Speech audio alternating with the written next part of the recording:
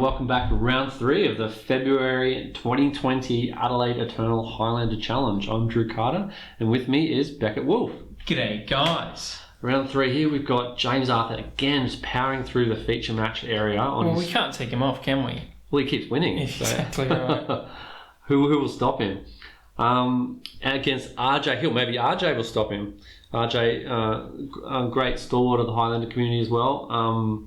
On a 4-colour Stone Blade list on the recent depointing of Stoneforge Mystic. So let's look at RJ's list first, because we looked at James's list last round.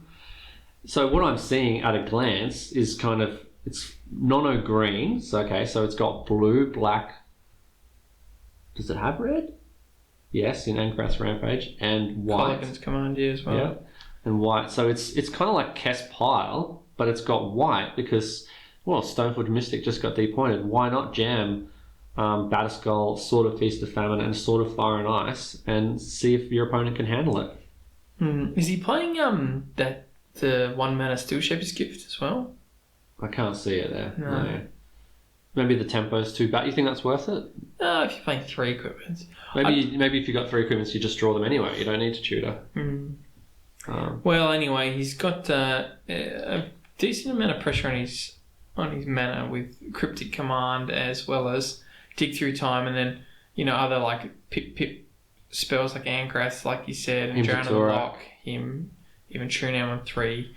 It's a lot of pressure, but with 5 basics as well. But it's been well established that these 4-color decks, despite looking like that at first glance, they work, and the mana bases can get in the way and they can be a liability, but generally speaking, they work. And if they didn't, they wouldn't exist. So, I'm looking forward to seeing how this lines up. I think probably RJ's favoured in this matchup. What do you reckon? Why do you say that?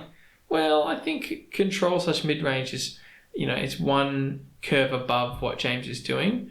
And so a lot of the spells are going to outclass it. And then he's got counter spells to interact, because James is going to be on the front foot. And then he's also got white. And I think Stoneforge itself, as well as the white spells like Swords to Plowshares, and being able to cast like a Supreme Verdict in the sideboard or something, I think that is even better versus an aggro deck. Well, he's got Damnation, doesn't have Supreme Verdict. But yeah, okay. He's got cheap interaction to deal with so to beat tempo as a control deck, I've found you need hyper cheap interaction. Like you need Path and Flusterstorm, like in the same turn, just to make sure your removal spell resolves, kind of thing. But you're saying he's more like he's got like a mid-rangey element where he can go a bit bigger, plus cheap interaction. I think that I agree completely. Swords to Plowshares is very, very important in the list, as well as Stoneforge, because Stoneforge is like a 2-mana threat that has to be answered and can also chump block if they do end up answering the Batterskull or whatever. Yeah, and he's got good interaction like Drown in the Lock, Fatal Push. Even Tass is very good in the matchup. Yeah, and Gurmag, they're like moats. They kind of block the ground up a lot. He's got, so what are his white cards? He's got just Spellqueller and Stoneforge Mystic. Yeah, it's not many. It's just a very light splash. Path to Exile and Swords to Plowshares. And Teferi Time Rattler. Teferi Time Rattler is an absolute beating against tempo decks. If you're struggling against tempo, play Teferi. It just shuts down half of their strategy. It's interesting though that he's got the swords, but he doesn't have a lot of creatures to wield them. Although the creatures he does have are quite good in the form of True Name, and even something like Baleful Strix. A little cheap flying thing that you wouldn't really want to spot remove, and you don't spot remove, and then later on they go like 5 mana Sword Equip, and you're like, I wish I lightning bolted that when I had the chance. Okay, yeah, cool. Yeah, well, the True Name is obviously perfect. What do you think about like a Geisterson draft here to hold the sword? Yeah, I like it. Maybe a bit cute, but Geist is a good card just generally. Like it's very aggressive and it's also very good versus control. Yeah. Okay. Let's see how he lines up against James. Go look at round 2 if you want to hear more about James's list. Let's go down to the match and see how we go. So you're saying RJ's favoured? I think so. I mean, James is a very high quality player, and he's and he's got a very refined, nice deck that he's been steamrolling with, not just in this event, but like on the surface, I think it's RJ's. So that was Knight of the Reliquary, some lands, cantrips, Bone Crusher. there was like some hand interaction. Yeah, I sort of thought he's not too many lands. He's probably a bit vulnerable to a wasteland strip mine. But keep in mind, RJ probably doesn't know what James is on. And like I said in round 2, I was like deep into game 2 before I realised James was even on aggro. Because he was just playing like Door Coco and, Preordain and... Well, you say it's aggro, I say it's tempo. Okay, yeah. Tempo's probably more appropriate because it's playing counter spells.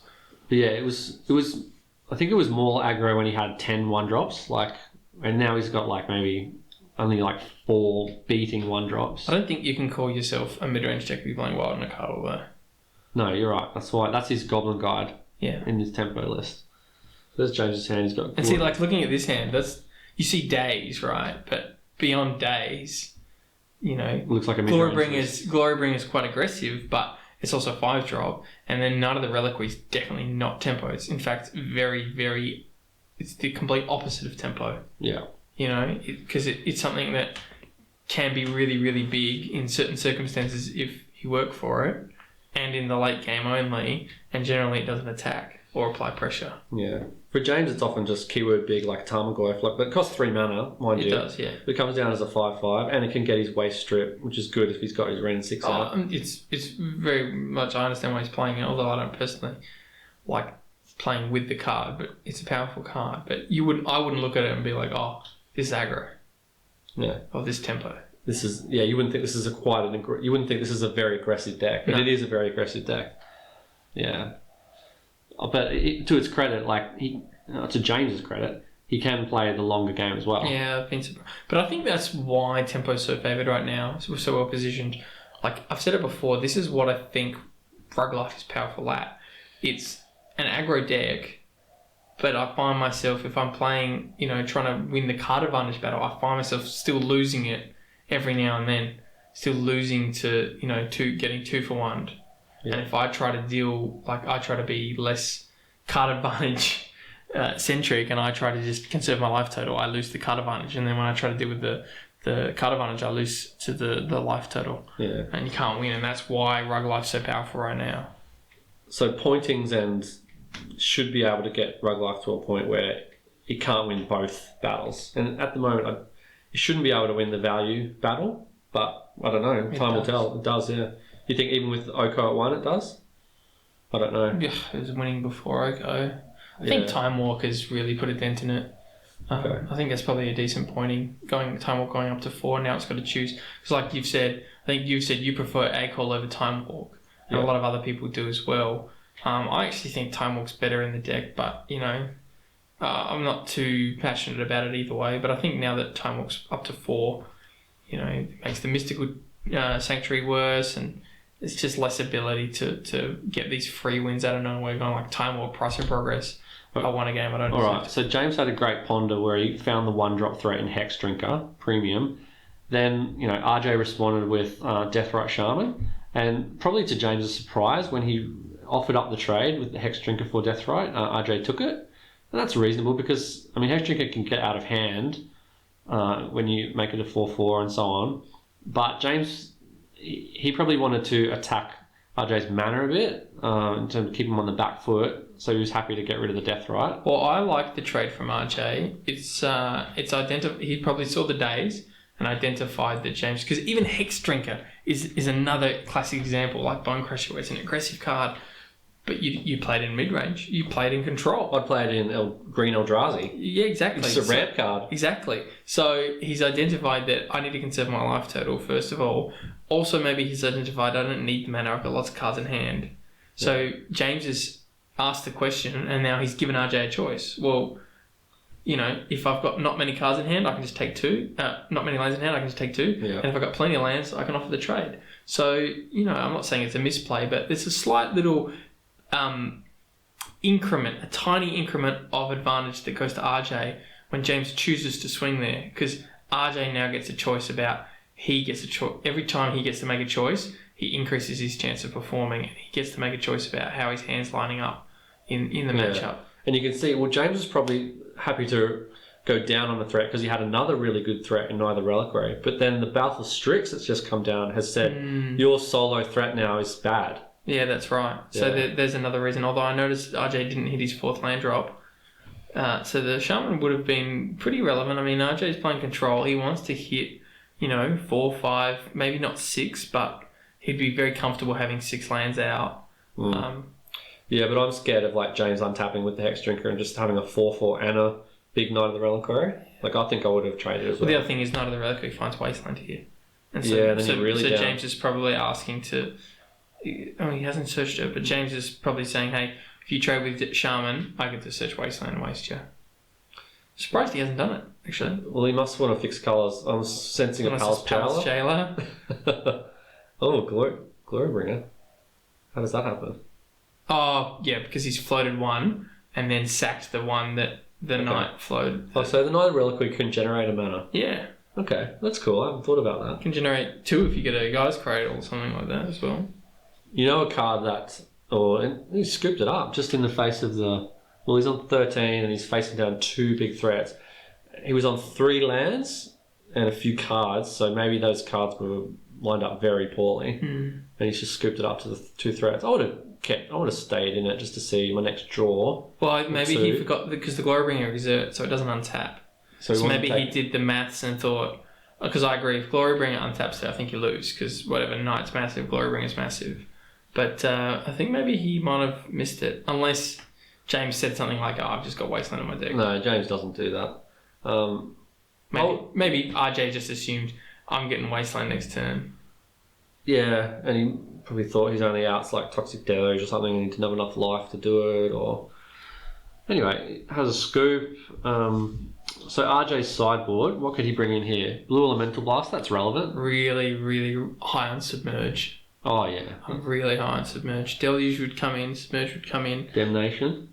Yeah, Damnation's surprisingly weak, but still very, much you bring it in. If you're not bringing it in here, when are you bringing it in? And Toxic Deluge was in the board, okay, so he didn't have it in his main deck. Yeah. So maybe he had no sweepers and he was too far behind. Probably Collective Brutality as well, it's pretty good here. Alright, well, while they're just... let's have a quick look at James's sideboard and see what he'd be bringing in.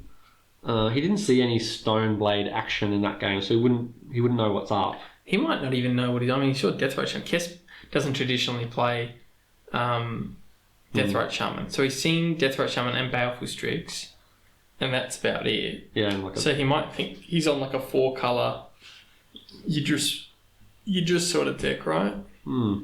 Well, while they're just... So, okay, there's RJ. So he's taking out... He's taking out Mental Misstep, Lightning Bolt, JVP, Electrolyze. And was that Force of Vigor? I mean, Force of Negation, yeah. I would be keeping in Lightning Bolt against almost any matchup, right? Yeah, I'd keep in the Mental Misstep as well, just when they've got stuff like Hex Drinker and that. But maybe he thinks he's got better stuff to bring in. I like the very cheap interaction against James's deck, but his hand then was kind of just big. It was big. Yeah, so James might think it's more mid-rangey. Sorry, RJ might think James's deck's more of a mid-range deck, and he doesn't need the hyper early interaction. Could even be ramp. Yeah. Well, you saw Knight, you saw Glorybringer, you saw Hex Drinker. So he's brought in Veil of Summer and Red Elemental Blast, and he's taken out some... It's the second time he's taken out Spell Queller, as well, I've noticed. On the draw, it might be a bit weaker, but... Yeah. Maybe Spell Queller's bad versus control decks. Bad against Red Elemental Blast? You want to be able to cast... You want to be able to get the 2 power out of it. And if you're not casting it every time you hit turn 3, or every time you hit 3 mana, if you're not guaranteed to cast it, if you're playing against aggro... Yeah. They're always tapping out. They're always going to tap, right? So Queller's always good. But Queller's it's not a Vendilion click. Yeah, it's not something you just cast into an open board. No, that's right. Okay, that makes sense, yeah.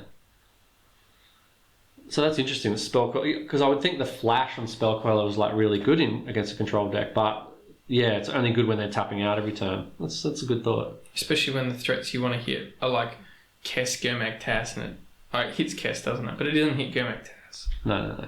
But while they're just drawing their hands, what do you think of Dig Through Time? Which James is... RJ's on. Drew's asked me this because he knows I'm passionate about this, and I think the rest of the Highlander community is very high on Dig Through Time, and I'm very, very, very low on it.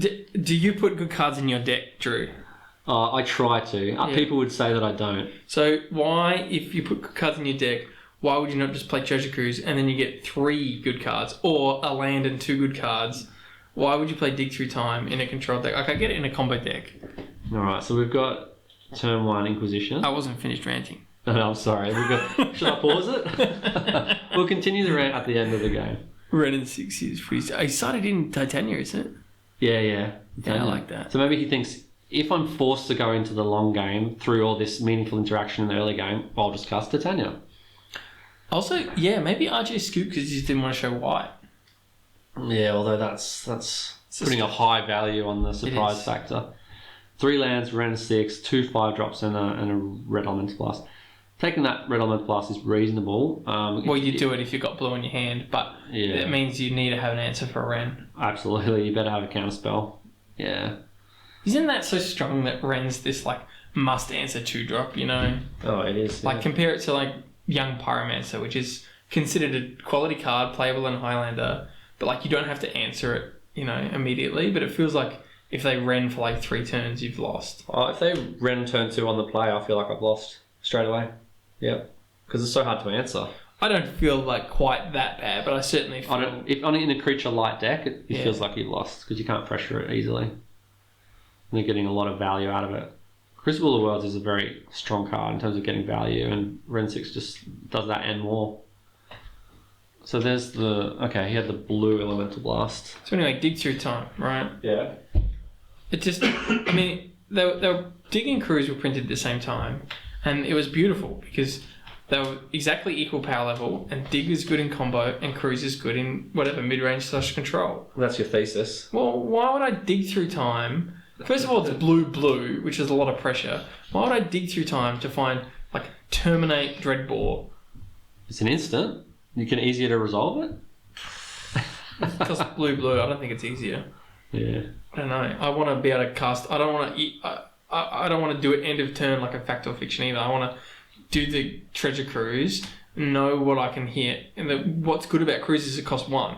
So I can do it and cast threats in the same turn. It's like an A-call, right? Yeah. You can A-call, draw the things, now I've got the knowledge about what I want to do. And lands are quite valuable in a control deck, so drawing an extra land via Treasure Cruise is handy. Absolutely. All the cards in my deck are good. I don't mind which ones I draw. I don't put any bad cards in my deck. Except Shadow Doubt. I put Shadow Doubt in my kiss list. That's a bad card. I think that's a good point. So here's a hymn. Let's see what we hit. Okay. All your cards are good, but this in 7-point Highlander, some of your cards are much better than others. I think a lot of them are pretty interchangeable, especially in a deck like in a control deck.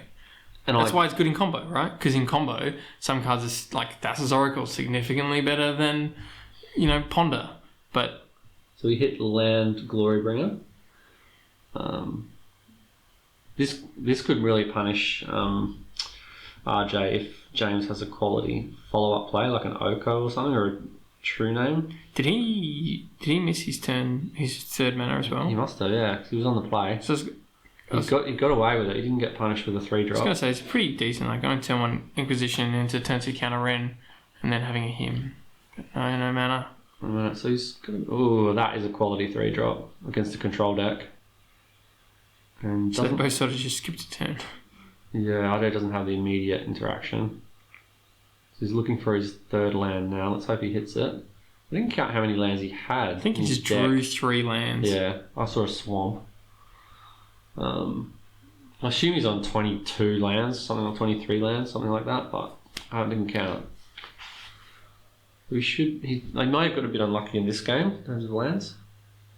Oh, back to Dig Through Time though, in terms of all your cards being good, that is increasingly true in the post 2019 meta where all these insane like 0-point cards get introduced into the mix through like War of the Spark and Modern Horizons. Like 5 years ago in Highlander, there were some cards in your deck that maybe were bad. Well, you can make that doesn't happen anymore. You can also make the argument that like, oh well, I could find like a Lotus or an A-Call. It's like, but I don't want to spend 3 mana for an A-Call. What's the point? I just spent 6 points and 3 mana and exiled my whole graveyard and can only do this on turn 6 or whatever when I've got a graveyard. Yeah. And here's the other thing: you're talking about a 2-point card that you can't like cast till whatever turn 6. You know, it's better be 2 pretty good cards. But that's the same with Treasure Cruise. But what Treasure Cruise does is it's a cheap way to refill your hand. Dig through time doesn't refill your hand. It just gives you 2 good cards. You know, whereas cruise gives you like it's that same. It's like ACOL, right? It's like being able to play 2 ACOLs. You get to go like I can just trade 1 for 1, and then I get to refill in a really efficient way. So we're saying dig through time isn't efficient. Isn't efficient. It isn't efficient. Okay. It's blue, and it draws one less card. So here we've got some delve action as well in the form of Gurmag. That's pretty good against Tastico. Oh no, it just gets bounced straight away. It's not good at all. Well, anyway, I know everyone's going to get mad at me about this comment, and you know what? I'm not happy with you, Drew, for bringing it out of me, because it's a secret. It's a secret opinion. It's a pet peeve. But now I've obviously said it on camera, so it's no longer secret. I tend to agree with you. I'm just trying to draw out your logic. I'm terrified of now playing someone and they like beat me because they played dig through time, and they're like, see? It'll happen for sure. Don't like dig through time, huh? You can't sit with us. No, I think you've explained your logic, and you've said that dig through time's good in the right deck. Like maybe I play it in like a Splinter Twin deck. Yeah, maybe if your control deck's got a combo finish, it's really good. Yeah, I'll play that. Yeah. That's 2 points. It seems like every control deck's running dig. So you just think people aren't even playing counterspell these days because they don't like the blue. Well, that's my position, but not many people hold that. Oh. Most people are high on counterspell. Maybe this is a bit too incestuous then. Logic building upon logic, you know? Yeah. Alright, so we've got Teferi versus... what's been happening? I haven't really been focusing, but it looks like the exact same board state as last time. No, RJ cast a Gurmag, and then it got bounced by Teferi. Okay, alright. Sure. Yeah. So Beckett's opened his eyes again. He's that's right. Stop thinking about the red mist is gone. Why are they all playing red spells? So what does RJ do? I mean, this is a hard spot. If you can find a Rail Elemental Blast or a Pyroblast to neutralise or to kill that Teferi, you can get back in it. You're still down a card, right? Yeah. But down a card's better than being out of the game in terms of being locked out of the timing of your spells. Well, Gurmag could come down here, right? 7. Yeah, okay, because we can cast it again. Yeah. Okay, that's good. I don't mind it. You can bounce it again. It doesn't feel good because what's James doing with that 4 mana? You know, I think James probably doesn't have a great hand. No, he's got Lightning Bolt to Tanya and something else. Okay, yeah, I was going to say, if James had a threat there, I don't think he's just like holding back, like doing that tempo plan where you like play 1 threat and then hold back. I don't think he's doing that. He's a good player. He does do that, but I don't think Teferi's a good enough threat to just hold back. No, it's not a threat. So there we've got... so he can play the sorcery at instant speed because of the Teferi, and he's just double bolted the Gurmag rather than bouncing it because he wants to keep his Teferi around. And that's fine because the lightning bolts aren't that great against like a control deck anyway. So he's made good use of it. Titanium with Strip Mine. And there's a Wasteland in the min, isn't there? Yeah. And you would just waste here, wouldn't you? That's... Take him off red? Yeah. If you knew better, he might take him off white, so the Stonewood Mystic can't come down, but that, to be honest, the Teferi... I think even if... Well, maybe swords to Pashas, but there's bolt kills Titania as well. But I think even a bolt here on Titania, you're still so far behind. Oh, there you go. You had the path. Yeah, but look, now you get untapped, stripped, hit for 5, and there's a Teferi out. Yeah, like if he could have pathed in response to the trigger of Titania, it would have been a lot better for him, but he had to tap out for the Gurmag, which is reasonable because you've got to do something. Oh, I agree. I like tapping out. Oh, and he couldn't have pathed in response because the Teferi stops the timing. Absolutely. So he's just showing the Teferi forces your control opponent into like tap out mode, and then you just get your choice of how to respond to what they're doing. So it's a super strong card. Yeah. Do you think Teferi will ever get pointed? Oh, I'm not going to say never, but I don't think it will. But never say never. Yeah. But you can see here why Wasteland Strip Mine's so good in James's deck, because he is playing like a decently high curve with now Titania and Glorybringer, but he doesn't really ever want more than 5, and he gets to forcibly manipulate his like flooding to an extent. Yeah. He's got a plan for late game flood in the form of using his lands to kill the opponent's lands. Yeah, that's right. Yeah. And look at this. This is just so strong. Dashing for 5. 4-turn clock. Oh, yeah, he didn't want that Mesa. 4-turn clock. And he's even got a Teferi here. The Mesa allows him to... That's a really nice one to finish off with, isn't it? To cycle the waterlogged growth. I think the reason he was thinking about it is he doesn't want to get done by Deluge here. Yeah. But I think if he assumes he's going to get in for 5... and now Knight's probably like a 6/6 or something. He's probably thinking Toxic Deluge, like Land Toxic Deluge. Land Toxic Deluge is 6. No, he scooped it up. So that's he had dig through time, but he couldn't use it profitably because he preferred the go. I mean, let's be real. Dig through time and Treasure Cruise are very similar cards.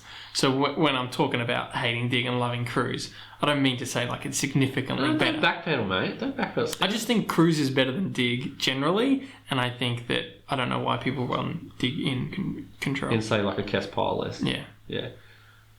All right. Well, that was a really sweet and interesting game. Like James put on a clinic. RJ got a little bit unlucky in the second game, like missing a land drop or two. Although he did get stripped, and he got wasted twice and stripped once, right? Yeah.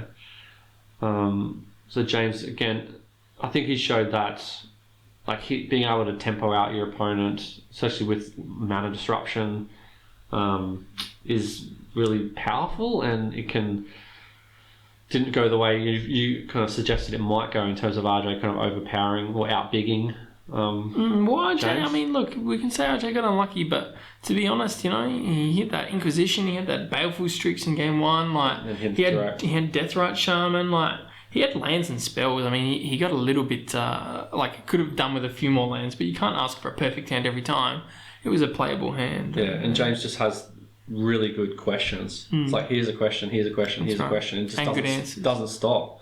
And the answers are super relevant and super cheap. All right, so well done, James. We'll see you in round 4.